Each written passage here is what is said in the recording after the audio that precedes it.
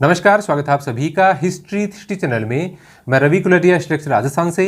आज के इस वीडियो में मैं रिव्यू करूंगा कलाम पब्लिकेशन की ओर से आने वाली और एसएस यादव द्वारा लिखी गई शैक्षिक प्रबंधन की इस किताब का, जो कि फर्स्ट ग्रेड के फर्स्ट पेपर के लिए इंपॉर्टेंट है।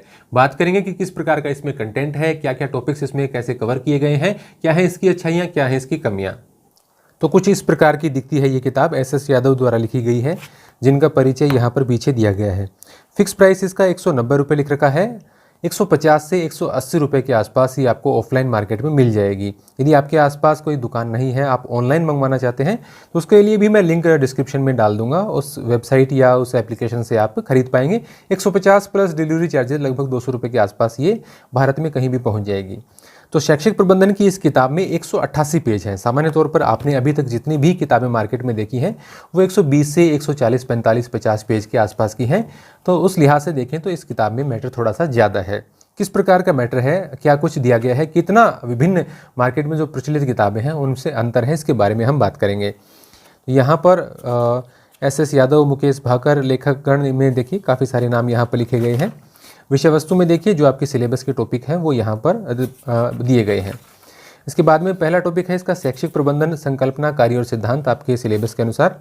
तो यहाँ पर इसका मैटर दिया गया है। अन्य पुस्तकों की तुलना में यहाँ पर इसके जो ग्राफिक्स वगैरह हैं वो आपको काफ़ी बेहतर लगेंगे, क्योंकि यहाँ पर आपने इनके जो सारणीबद्ध तरीके से या इनका जिस प्रकार से चार्ट वगैरह बनाकर इनको प्रदर्शित किया गया है वो वाकई बहुत बढ़िया तरीके से किया गया है।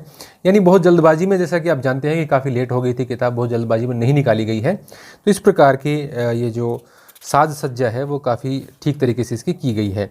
इतना बेहतर तरीके से इस प्रकार से इसका वर्गीकरण किया हुआ आपको कहीं पर भी नहीं दिखेगा। तो ये मैं पूरा पेज किसी टॉपिक के सब कुछ तो नहीं दिखा सकता, लेकिन यहाँ पर देखिए आप अभ्यास प्रश्न दिए गए हैं।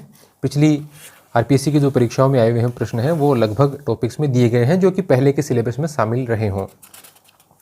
राजस्थान का शैक्षिक प्रदर्शन में आप यहाँ पर देख सकते हैं। अभी मैं बताऊंगा कि इसमें किस प्रकार का मैटर है, कौन से टॉपिक्स में ज़्यादा मैटर है, किस में कुछ कम है, इस प्रकार की बातें मैं बताऊंगा। यहाँ पर आप एक बार कुछ टॉपिक्स के देख लीजिए।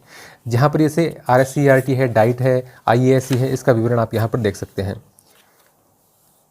किताब की ये जो प्रिंटिंग है वो काफ़ी बेहतर है और इसमें फ़ॉन्ट वगैरह भी आपके पर्याप्त रूप से बड़े हैं कि आपको दिखाई दे जाएंगे। इसके अलावा इसकी क्वालिटी भी बुक की, पेपर वगैरह की काफ़ी अच्छी दिखाई दे रही है। यदि मैं इसी के साथ में आपको राठ का दिखाऊंगा तो आपको राठ की पेपर क्वालिटी, जैसा कि आपने कहीं देखी भी होगी, उतनी अच्छी नहीं है, लेकिन प्राइसिंग में भी डिफरेंस है। ये थोड़ी सी महंगी आती है, राठ इससे थोड़ी सी सस्ती आती है।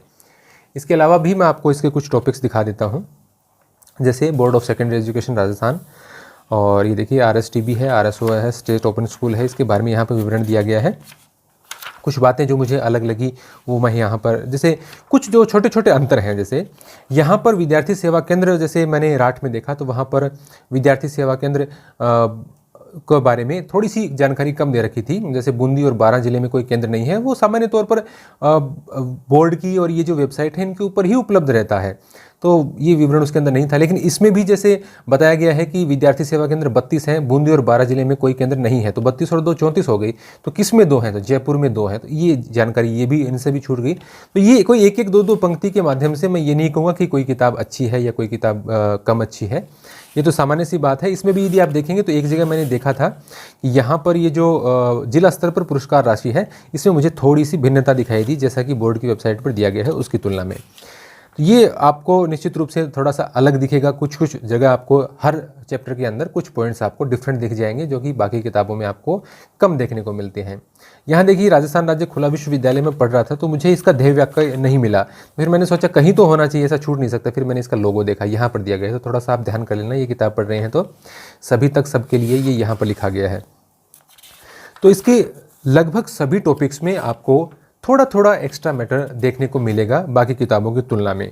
लेकिन जो बड़े अंतर हैं, जैसे राठ पब्लिकेशन से मैं इसकी तुलना करूं तो बड़ा अंतर आपको सबसे ज़्यादा दिखाई देगा जो आपका RTE एक्ट है। जैसे मैं इसमें आपको RTE एक्ट दिखाऊं अभी, तो राठ है पब्लिकेशन में आपको RTE एक्ट 4 पेज में ही दिखाई देता है, जबकि नाथ पब्लिकेशन की एक किताब आती है उसमें लगभग आपको 22-23 पेज में उसका मैटर दिया गया है। वहीं ये कलाम पब्लिकेशन की किताब है, इसके अंदर यदि मैं आपको RTE दिखाऊं, ये समग्र शिक्षा से पहले था शायद RTE ये रहा, इसका कुछ मैटर आप देख भी सकते हैं। ये देखिए, ये यहाँ से शुरू होता है पेज नंबर 94 से, और उसके बाद में ये आगे चलते चलते काफ़ी सारे पेजेस, यानी लगभग 27 पेज में प्रश्न सहित यदि मैं बात करूं तो 27 पेज का मैटर इसमें दिया गया है। चूंकि सिलेबस में इसकी एक ही पंक्ति लिखी गई है, लेकिन ये एक यूनिट के रूप में दिखाई देती है, तो संभवतः हो सकता है कि आपको थोड़ा सा इसमें ज़्यादा पढ़ लेना चाहिए। लेकिन ये कोई दावे के साथ नहीं कह सकता कि इतने मैटर में से ही क्वेश्चन आएंगे या सिलेक्टेड मैटर में से भी इसके क्वेश्चन आ सकते हैं। कितने क्वेश्चन आएंगे इस पार्ट में से, आरटीई में से, ये डिपेंड करेगा। यदि इसमें से ज़्यादा क्वेश्चन आ सकते हैं तो हो सकता है थोड़ा डीप भी पूछा जा सकता है इसमें। तो यहाँ पर इसमें 35-36 प्रश्न भी दिए गए हैं इसके लास्ट में। तो आपको नाथ पब्लिकेशन और इस किताब दोनों में ही आरटीई एक्ट के बारे में ज़्यादा विवरण देखने को मिलता है, जबकि आपको राठ पब्लिकेशन की किताब में 4 पेज का ही विवरण है। यहाँ मैं ये नहीं कह रहा कि 4 पेज से ही मैटर आएगा या नहीं आएगा, इतना तो मैं भी आइडिया नहीं लगा सकता। लेकिन शिक्षा का अधिकार अधिनियम काफ़ी बड़ा है, तो इन्होंने कई सारे जो चैप्टर्स हैं, जैसे राठ में आपको ये धाराएं वगैरह यहाँ तक मिल जाएगा, लेकिन इसके जो अध्याय हैं उसके संबंध में विशेष विवरण आपको नहीं देखने को मिलेगा, जबकि यहाँ पर काफ़ी डिटेलिंग दी गई है। ये उस तरीके से भी हो सकता है कि यदि एग्ज़ाम में अभी तयशुदा समय पर यदि अक्टूबर में एग्ज़ाम हो जाता है तो फिर आपके लिए बहुत ज़्यादा मैटर पढ़ना दिक्कत वाली बात भी हो सकती है। लेकिन इन्होंने ये अप्रोच अपनाई है कि शिक्षा का अधिकार अधिनियम में से ज़्यादा क्वेश्चन आ सकते हैं, तो इन्होंने और कुछ अन्य लेखकों ने भी इसमें ज़्यादा मैटर देने का प्रयास किया है। इसके अलावा भी आपको समग्र शिक्षा अभियान में भी कुछ थोड़ा सा एक्स्ट्रा मैटर इसके अंदर देखने को मिलेगा।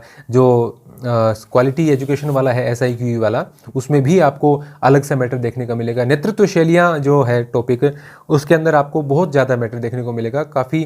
हालांकि वो टॉपिक इन्होंने बहुत बेहतर तरीके से लिखा है। जैसे मैं नेतृत्व शैलियाँ कितने नंबर पर है मैं आपको दिखा देता हूँ।